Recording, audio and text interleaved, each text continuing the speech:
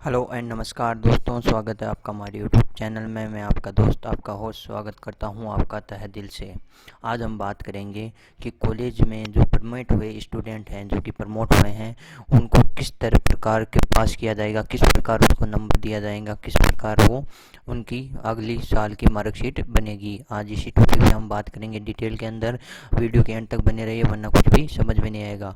अगर आप हमारे चैनल पर पहली बार आए तो हमारे चैनल को सब्सक्राइब करके साथ ही नोटिफिकेशन बेल को भी ऑन कर दीजिए ऐसे इंटरेस्टिंग वीडियो देखने के लिए। सबसे पहले तो प्रमोट हुए स्टूडेंट के लिए बहुत बड़ी खुशखबरी की बात है कि वो प्रमोट हुए हैं और बिना एग्ज़ाम ही वो अगली क्लास में जा सकते हैं। तो अब वो किस तरह प्रकार उन्हें कॉलेज नंबर देगी, किस प्रकार उनको कितना बनेगा, उन सब के बारे में बात करते हैं। तो चलो पहले पहले पॉइंट की तरफ बात करते हैं।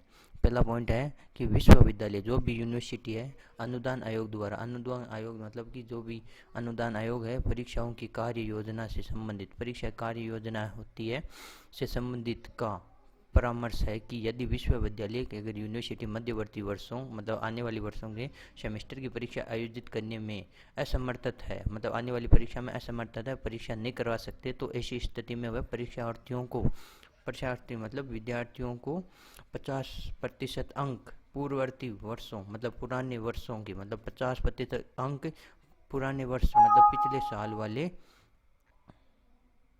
पिछले साल वाले सेमेस्टर में प्राप्त अंकों के आधार पर तथा 50% आधारित मूल्यांकन के आधार पर प्रदान कर अगली कक्षा में प्रोन्नत करेगी, अगली कक्षा में बिठाएगी। मतलब 50% तो पिछले साल से और 50% आंतरिक मतलब अपनी तरफ से यूनिवर्सिटी की तरफ से देकर अगली क्लास में प्रोन्नत कराएगी।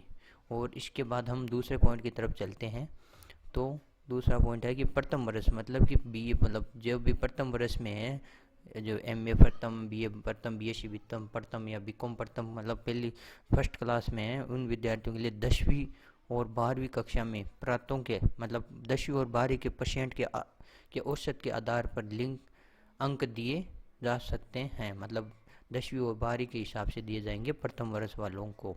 अगर हम अगले तीसरे पॉइंट की बात करें तो स्थानांतरित द्वितीय वर्ष के विद्यार्थियों को प्रथम वर्ष में अर्जित अंकों के आधार पर 5% बोनस देकर पास किया जाएगा। मतलब कि जो विद्यार्थी स्नातक मतलब द्वितीय वर्ष में हैं, तो द्वितीय वर्ष कर रहे हैं, उन विद्यार्थियों के लिए प्रथम वर्ष मतलब पिछले साल के आए अंकों के आधार पर 5% बोनस देकर उसको पास किया जाएगा।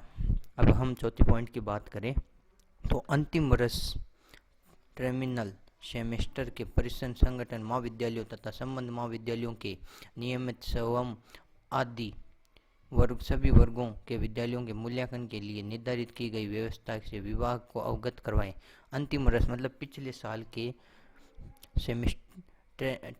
टर्मिनल सेमेस्टर के परिसर संगठक महाविद्यालयों तथा संबद्ध महाविद्यालयों के नियमित एवं आदि सभी वर्गों के विद्यार्थियों के मूल्यांकन के लिए निर्धारित की गई इस व्यवस्था के लिए विभाग से अवगत करें। मतलब पिछले साल के जो भी स्टूडेंट हैं उनको मतलब कि विश्वविद्यालय से अवगत कराना है। ठीक है। फिर भी मतलब स्थानांतरण पूर्वोत्तर के विद्यालयों के लघु शोध प्रबंध अथवा असाइनमेंट देकर अंक आउट किया जा सकते हैं। ये कोई यूनिवर्सिटी का ही है जिसमें कि स्थानांतरण मतलब कि पास हुए पूर्वज मतलब पहले के हिसाब से अंक देकर पास किए जाएंगे। फिर अगले पॉइंट की तरफ चलते हैं। तो फिर भी अगर कोई विद्यार्थी उपयुक्त निर्धारित प्रणाली से प्राप्त अंकों से संतुष्ट नहीं है, मतलब कि यूनिवर्सिटी से द्वारा आपको पास किया गया है, अगर आप उससे संतुष्ट नहीं है, कॉलेज के नंबर से आप संतुष्ट नहीं है, तो उस स्थिति में सामान्य होने पर मतलब कोरोना की वजह से जो सामान्य होने पर स्थिति परीक्षा में अंक सुधार हेतु अवसर दिया जा सकता है। मतलब कि बाद में उसको एक अवसर दिया जा सकता है कि वो अंक सुधार कर सकता है परीक्षा देकर।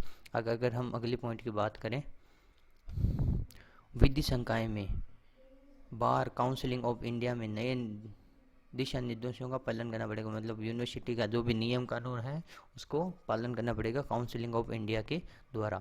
एक वर्षीय डिप्लोमा पाठ्यक्रमों प्रमाण पत्र पाठ्यक्रम में जब भी अनुकूल समय हो परीक्षा आयोजित करवाई जा सकती है। मतलब एक वर्ष डिप्लोमा वाले जो भी स्टूडेंट हैं उनके लिए जब भी अगर स्थिति सामान्य होगी तो परीक्षा करवाई जा सकती है।